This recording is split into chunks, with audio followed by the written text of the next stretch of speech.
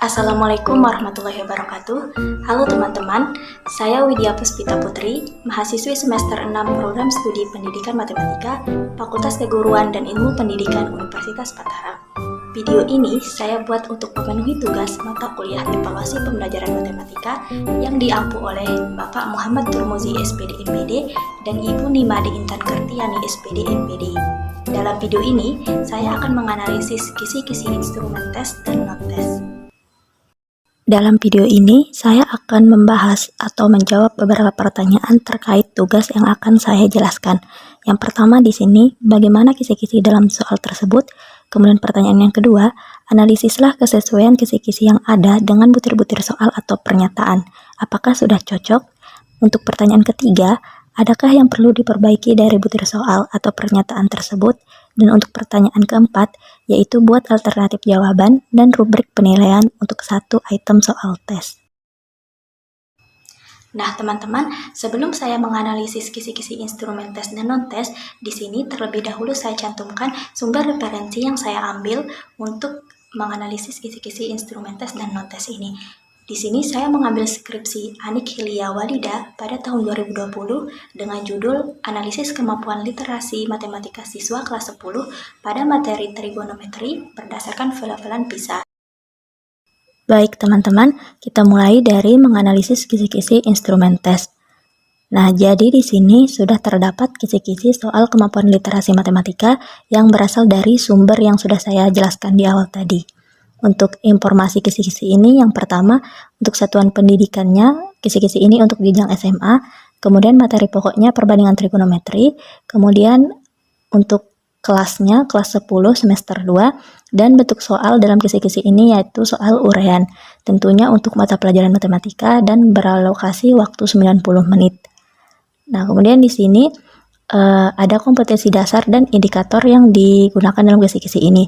Yang pertama untuk kompetensi dasarnya yaitu 3.7 menjelaskan rasio trigonometri sinus, kosinus, tangen, kosekan, sekan, dan kotangen pada segitiga siku-siku. Dan untuk KD yang kedua yaitu KD 4.7 menggunakan rasio trigonometri sinus, kosinus, tangen, kosekan, sekan, dan kotangen pada segitiga siku-siku untuk menyelesaikan masalah kontekstual. Nah, di sini terdapat 6 indikator yang akan diujikan untuk menjadi suatu soal. Nah, di sini teman-teman bisa melihat untuk ke-6 indikatornya. Nah, menurut saya ke-6 indikator ini sudah sesuai karena sudah menggunakan kata kerja operasional dan berhubungan dengan KD yang diujikan. Nah, namun di sini jika kita lihat untuk bagian kolom ketiga yaitu nomor butir, untuk semua atau ke-6 indikator ini berlaku untuk ketiga-tiga soalnya. Jadi di sini menurut saya angka lebih baiknya untuk kolom ketiga ini cukup dituliskan satu kali saja, sehingga itu terlihat lebih rapi atau menghemat space.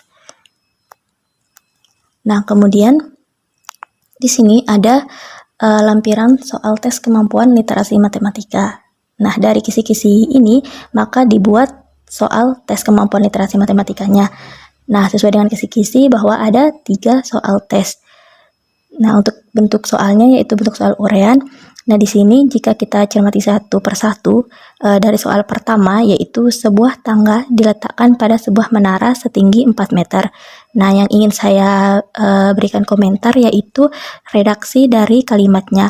Nah, di sini untuk kata diletakkan menurut saya lebih baik diganti dengan disandarkan, karena jika menggunakan kata diletakkan ini akan membuat makna atau sedikit ambigu. Jadi apalagi ini materinya terhadap segitiga siku-siku, jadi lebih baik kata yang digunakan itu disandarkan agar memudahkan siswa memahami apa maksud soalnya. Nah, kemudian di sini juga untuk kalimat selanjutnya, dan membentuk sudut dengan tanah membentuk sudut 60 derajat. Nah, jadi di sini ada perulangan kata sehingga seharusnya penulisan soal ini harus lebih diperhatikan.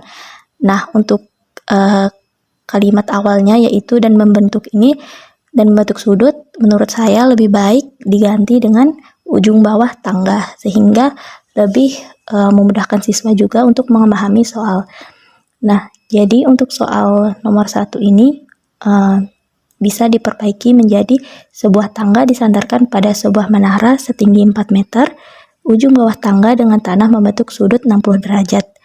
Nah, kemudian buatlah sketsa pada permasalahan tersebut, buatlah permisalan dari sketsa tersebut, X, Y, Z sesuai data yang telah diketahui dari soal, kemudian hitunglah panjang tangga tersebut, lakukan penyelesaian dan tentukan kesimpulannya.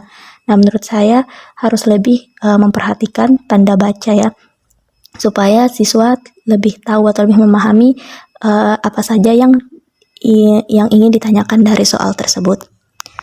Nah, adapun untuk soal nomor 2 dan nomor 3, ini menurut saya untuk kalimatnya sudah baik, kemudian juga dilengkapi dengan keterangan. Untuk soal nomor 2 ada keterangan nilai sinus 67 derajatnya yaitu 0,92, dan untuk nomor 3 juga ada keterangan sinus 72 derajat sama dengan 0,95 dan sinus 53 derajat sama dengan 0,79. Nah, untuk soal nomor 2 dan 3 ini menurut saya kalimat soalnya sudah cukup baik. Nah, tetapi di sini yang perlu diperhatikan menurut saya yaitu kesesuaian antara indikator 5 dan 6 pada soal 1 dan 2. Nah, dari indikator 5 kita bisa melihat bahwa siswa dapat bekerja dengan model untuk situasi yang kompleks serta dapat menyelesaikan permasalahan yang rumit. Menurut saya untuk soal nomor 1 dan 2 ini belum termasuk pada situasi yang kompleks atau permasalahan yang rumit, melainkan masih mudah dipahami oleh siswa, sehingga indikator 5 ini belum mencakup pada soal 1 dan 2. Adapun untuk indikator ke-6, yaitu siswa menggunakan penalaran dalam penyelesaian suatu permasalahan matematis, membuat generalisasi, merumuskan, kemudian mengkomunikasikan seluruh hasil temuannya, ini juga menurut saya belum mencakup pada soal 1 dan 2, dikarenakan pada soal 1 dan 2 ini siswa masih belum terlalu menggunakan penalaran, karena soal 1 dan 2 ini masih bersifat sistematis atau mudah dipahami oleh siswa. Adapun untuk soal nomor 3, ini menurut saya sudah sesuai dengan ke-6 indikator soalnya, dikarenakan untuk soal nomor 3 ini sudah termasuk pada situasi yang kompleks serta siswa dapat menggunakan penalarannya untuk menyelesaikan masalah atau untuk menjawab soal dari soal nomor 3 ini. Tetapi menurut saya di sini ketiga soalnya sama-sama menggunakan penyelesaian perbandingan sinus, sehingga ini tidak sesuai dengan KD yang diujikan, yaitu rasio trigonometri secara umum berupa sinus, kosinus, tangen, kosekan, sekan, dan kotangen. Sehingga menurut saya sebaiknya lebih diperhatikan untuk membuat soal yang bervariasi yang mencakup sinus, kosinus, tangen, kosekan, sekan, dan kotangen sesuai dengan KD yang ada pada kisi-kisinya. Nah, selanjutnya di sini juga ada rubrik penskoran kemampuan literasi matematika, di mana untuk ke-6 aspek yang diukur itu sesuai dengan ke-6 indikator yang tadi. Nah, untuk rentang skornya sama-sama dari 0 sampai 3, di mana untuk skor 0 yaitu tidak ada jawaban yang dituliskan oleh siswa. Untuk skor 1 yaitu setiap aspek diukur tetapi belum benar. Nah, untuk skor 2, setiap aspek yang diukur, jawabannya itu sebagian benar. Nah, untuk skor 3, untuk setiap aspek yang diukur, memiliki penyelesaian atau soal yang dikerjakan itu benar. Selanjutnya di sini ada contoh alternatif jawaban dan rubrik penilaiannya, di mana untuk soal nomor 1 saya sudah coba perbaiki redaksi kalimatnya. Nah, dari soal nomor 1 ini, pertama-tama siswa diminta untuk membuat sketsa, kemudian menuliskan apa yang diketahui dari soal, kemudian menjawab dan memberikan kesimpulan dari soal atau permasalahan yang disajikan.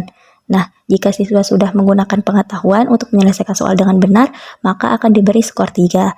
Selanjutnya, jika siswa menginterpretasikan masalah dan menggunakan rumus yang disajikan dengan benar, maka akan diberi skor 3. Nah, kemudian jika siswa menuliskan langkah-langkah dan menggunakan strategi dalam menyelesaikan soal dengan benar, maka juga akan diberi skor 3. Nah, terakhir, jika siswa menggunakan model dan penjelasan dalam menyelesaikan soal dengan benar, maka akan diberi skor 3. Jadi, total skor untuk soal nomor 1 ini adalah 12. Baik teman-teman, selanjutnya kita akan menganalisis kisi-kisi instrumen non-tes, di mana dalam referensi yang saya ambil, instrumen non-tes yang digunakan berupa wawancara. Nah, di sini ada kisi-kisi wawancara kemampuan literasi matematika. Untuk indikator yang digunakan yaitu sama seperti indikator pada instrumen tes tadi. Nah, di sini kita lihat bahwa untuk indikator pertama yaitu untuk pertanyaan atau butir ke-1. Nah, untuk indikator kedua yaitu untuk pertanyaan 2 dan 3, untuk indikator ketiga untuk pertanyaan 4 dan 5, untuk indikator keempat untuk pertanyaan 6 dan 7, untuk indikator kelima untuk pertanyaan 8 dan 9, dan terakhir untuk indikator keenam untuk pertanyaan 10. Nah, di sini juga sudah ada pedoman wawancara terhadap siswa. Menurut saya, untuk indikator dan butir soal pada kisi-kisi sudah sesuai dengan pedoman wawancara yang disajikan di sini. Akan tetapi, ada satu hal yang perlu diperhatikan menurut saya, yaitu untuk inti pertanyaan pada nomor 1, coba jelaskan pengetahuan apa yang Anda pakai dalam mengerjakan soal, dan apakah soal tersebut sesuai dengan konteks trigonometri. Nah, menurut saya, di sini untuk pertanyaan dan apakah soal tersebut sesuai dengan konteks trigonometri, itu menurut saya lebih baik dihilangkan, karena ini akan menuntut validasi dari siswa yang diwawancara. Sementara untuk indikatornya di sini, siswa dapat menggunakan pengetahuan dalam menyelesaikan soal dan menyelesaikan masalah yang kontekstual. Jadi menurut saya sudah cukup ditanyakan, coba jelaskan pengetahuan apa yang Anda pakai dalam mengerjakan soal. Tidak perlu ditambahkan dan apakah soal tersebut sesuai dengan konteks trigonometri. Nah, teman-teman, selesai sudah tugas saya untuk menganalisis kisi-kisi instrumen tes dan non-tes. Terima kasih kepada teman-teman yang sudah menonton dan mohon maaf atas segala kekurangan. Wassalamualaikum warahmatullahi wabarakatuh.